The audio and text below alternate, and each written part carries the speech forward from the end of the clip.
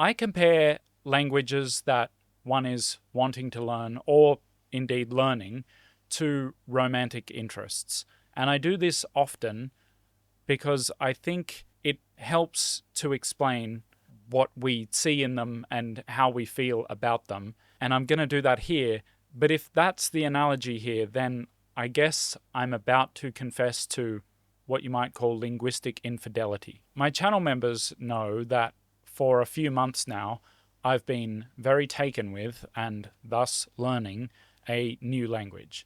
New for me, that is, not historically new at all. And the first thing I wanted to do when I started learning it was tell the world, you guys. I like talking to people about language learning, and I have the privilege of getting to tell at least a few thousand people what language I'm learning, and it's exciting and everything.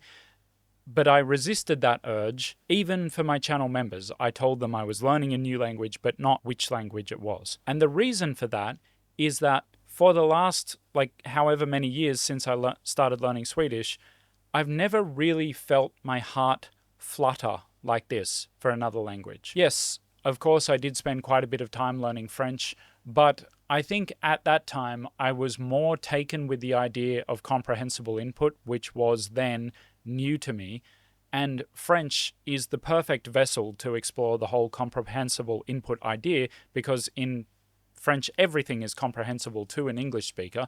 French is not really a truly foreign language in that sense. So I probably wasn't taken with French per se, more comprehensible input. Spanish was a similar thing. I was very excited to go to Mexico, and look, I love the stuff that is out there to learn Spanish. It's great, and I'm envious of people who are learning Spanish because there's so much good material to learn it.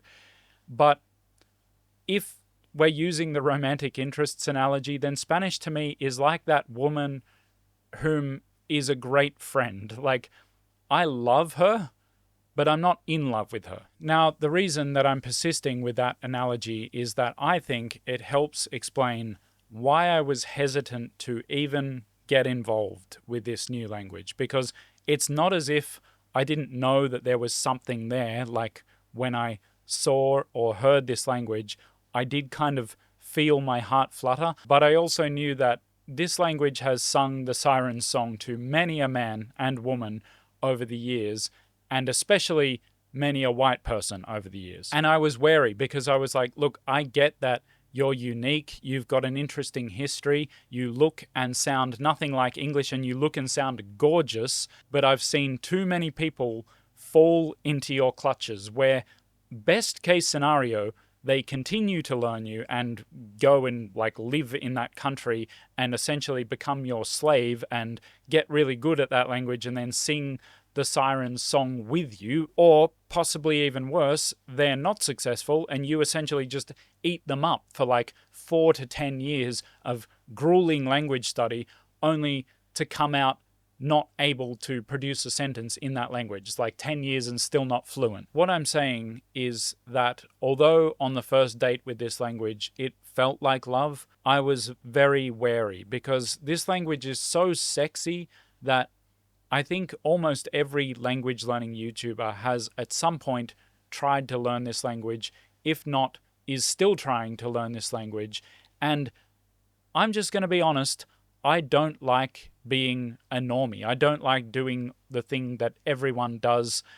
I like being different for the sake of being different. I recently took up a musical instrument because although I have musical training, I realized I only played the piano and a little bit of the guitar. And they're the two most normie instruments. And I was like, what am I doing? I should play something weird like the bassoon. I didn't take up the bassoon, by the way. I'm using it to illustrate a point. I don't like doing the thing that everyone has done, and I didn't want to be just another white guy who had spent one night with this language and decided that he was in love. Yeah, that's what happened to me. Huh.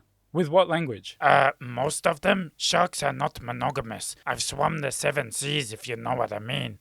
Damn, okay. I hope you use protection. I'm a VPN. I am protection. Only instead of protecting you from, that stuff, I protect you from other nasty stuff that's online.